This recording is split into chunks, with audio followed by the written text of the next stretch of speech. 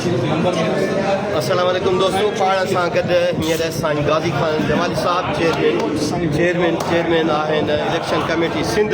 साईं हींअर काफ़ी टाइम थी चुको आहे, तव्हां छा था सम्झो त केतिरो वोट जेको आहे टोटल आहे ऐं हींअर ताईं केतिरी कास्टिंग थी चुकी आहे? साईं हे बूथ 1 आहे जिते असां वेठा आहियूं।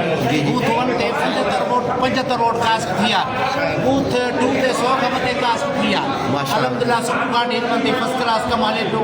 अलाह कंदो ईअं ई फाइनली सुठे ऐं ख़ुशि सूरत सां असांजो पोलिंग जो सिस्टम थींदो ऐं अलाह कंदो जेको खटींदो हिक ॿिए खे भाॻु पाए दोस्त नतीजे खे मिली। साईं मुख़्तलिफ़ टाइमुनि ते जेके सदारती उम्मीदवार आहिनि उन्हनि खां तव्हां पंहिंजा राया वता आहिनि?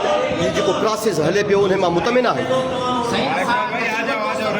पोलिंग स्टार्ट कई आहे ओॾी महिल असीं सभु राय वठी ऐं वीडियो भराए हर शइ चेक कराए सभई दोस्त मुतमिन मौजूदु प्रयासनि मां ऐं वक़्त असीं पोलिंग जा सर्टिफिकेट वठंदा रहूं पिया एजेंटनि खां ऐं अमले खां।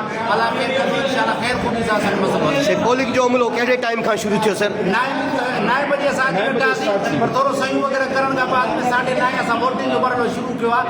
जेकॾहिं वोट कोई त बची वेंदा टाइम बि वधाए सघूं था। ॿिन्ही सदारती कैंडिडेट खे सलाह मशवरो।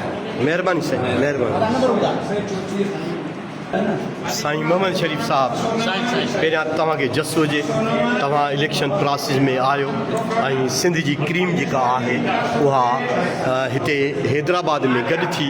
तव्हां साईं ही इलेक्शन प्रोसेस खे कीअं था ॾिसो, कीअं पियो हले? इलेक्शन अलाह जी महिरबानी सां जमहूरियत आहे। असां इन करे आयासीं न घटि में घटि जेका तनज़ीम आहे उहा असांजी मां आहे।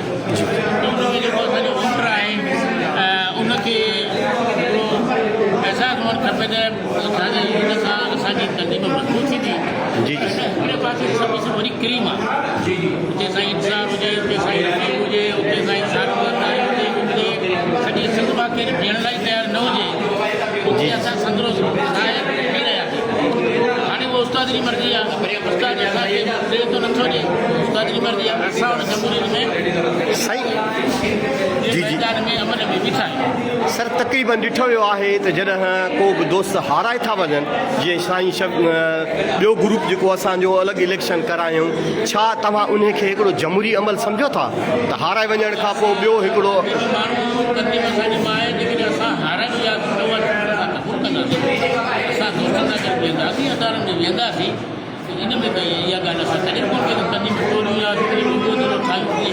महिरबानी साईं। हीउ जेको इलेक्शन प्रोसेस हले पियो इन मां तव्हां मुतमिन आहियो? जी जी बिल्कुलु।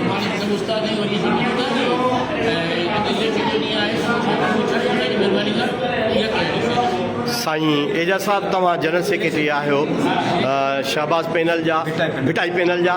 तव्हां ॿुधायो त हीउ जेको इलेक्शन प्रोसेस हले पियो उहो तव्हांजी नज़र में माना कीअं हले पियो? अल्हम्दुलिल्लाह अलाह साईं महिरबानी सां अॼु माहौल बीठो आहे।